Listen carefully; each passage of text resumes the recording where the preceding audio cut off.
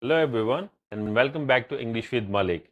Our today's lesson is the continuation of the series that we have English Mastery in 3 months. Today is the fourth key that we are going to talk about. This is improved grammar. Well, what is grammar? Let's figure it out first. The easiest definition that I have found is grammar is right word at the right place. No more, no less. Okay.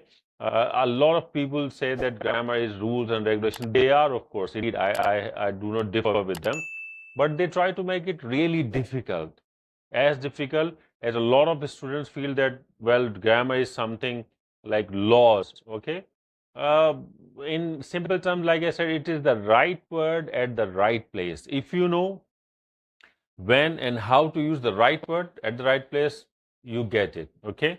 For mastery in English, of course, you need grammar, you need rules, regulation, putting things in the proper place.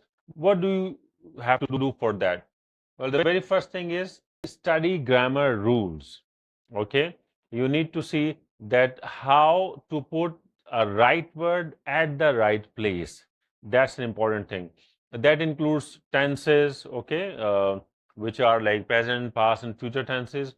That includes a lot of usages. For example, the usage of modal verbs, how and when to use and where to use may or might or should or could or must or have to, used to, would, usages like them. Where to use direct, indirect, active and passive, how to figure out what is a simple sentence or a compound sentence or a complex sentence, what are relative clauses, what are adverb clauses, adjective clauses, noun clauses, and how to use them. All of this includes into the grammar. What you need to do is you need to study them properly. There are two approaches. One is that you simply go for the rules, which is you study rule, you see some example, and then you practice. The other is a more functional kind of approach. So I am trying to draw your attention towards the functional approach. For this functional approach, there is a series which is English Grammar in Use. This is the series which used to be series of grammar books like Essential English Grammar by Raymond Murphy, Intermediate English Grammar again by Raymond Murphy, and Advanced English Grammar for the same series by Cambridge University Press. Now, the same series is in the name of English Grammar in Use, and it has various levels. Okay, it has like basic level, intermediate level, and then the advanced level. So depending on where do you stand, where do you start from, you can study such books. A wonderful thing is that these books have one-page explanation, one-page exercise. Answers are given at the back as well. Okay, so you don't need to worry. The second is Practical English Grammar.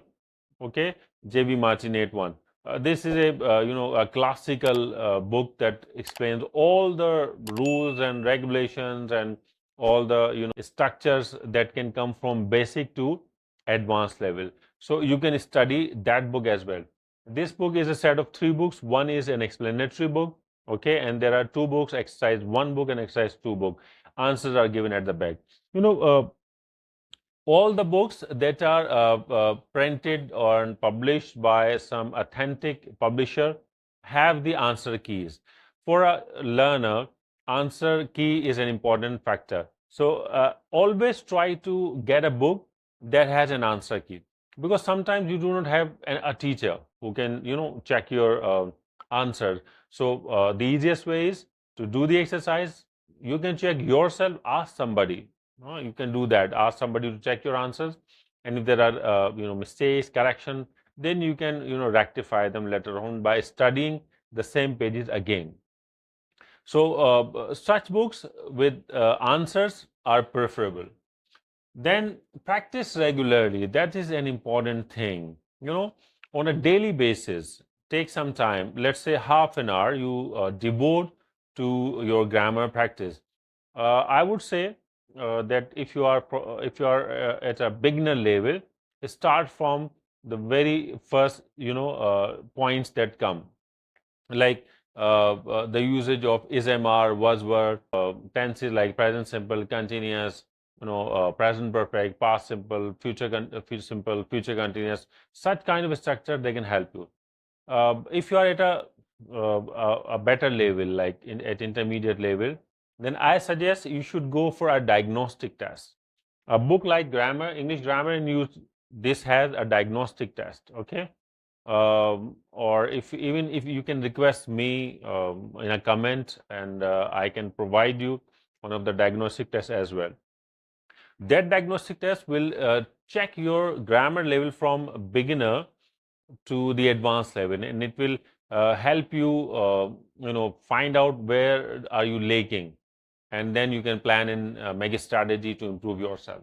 So practice regularly. Okay, that's an important thing.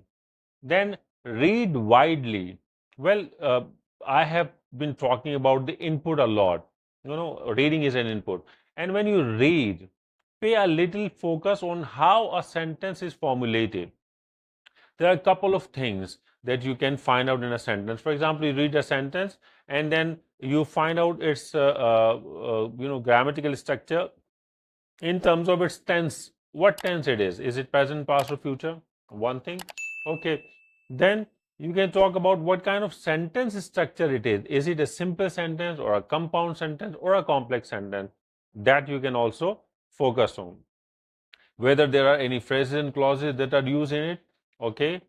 Is that an adjective clause or an adverb clause or a noun clause or a noun phrase or adjective phrase or adverb phrase? You will have to figure it out. By focusing a little on what you are reading, you can figure it out. Is it a passive sentence or a direct indirect sentence, okay, or a conditional sentence? So while reading, you figure out what kind of grammatical structure is there, and then how it is utilized and for what purpose it has been utilized over there. So through reading, pay a little attention on what kind of structure is there. Then write and revise. Write yourself. Okay, I have talked in one of my lessons to write about, writing in a log book, we call it, or doing some free writing. At the end of the day, when you have 5-10 minutes, take out a notebook, write whatever comes to your mind, and see that how you are progressing into that. Revise that. See what structures are you using, where you are having problems with, and then study those structures, those rules, those grammatical points into some good grammar book. Get feedback, okay, from a teacher, okay, if you have one, or a partner if you have one. Ask them, get some of your writings checked, get some of your grammar practices checked by the others as well. Okay, and ask them what kind of problems are there, because sometimes we say that a learner generally generally makes a mistake, or sometimes he has an error. There is a difference between a mistake and error. Mistake is the one that you make it and you know it, okay? An error is the one that you make but you do not know. So an error can only be figured out by a teacher or a partner. So getting a feedback from somebody can help. And finally, use some grammar apps, okay? For example, Grammarly or Pro Writing Aid or Hemingway Editor. These are three very common and very famous apps that can help you identify your grammatical issues and how to resolve that problem. And finally, last but not least, is watch my channel, okay, English with Malik. I have prepared grammar lessons, grammar points separately. I have made a series of video lessons for tenses only, starting from present simple and then moving on to past perfect continuous as well. So you can study them as well. There are video lessons for active passive as well, conditional sentences as well, on a little on sentence structure as well. So by watching them, by listening to them, by going through them, you will learn and revise and improve your grammar a lot. So on the whole, I must say that the key 4 is an important key. You know, improving grammar, focusing on grammar can help you have mastery of English within 3 months. Well, this is it for today. I hope you have learned something useful out of it. I'll be coming back with key 5 in my next video lesson. Until then, see you.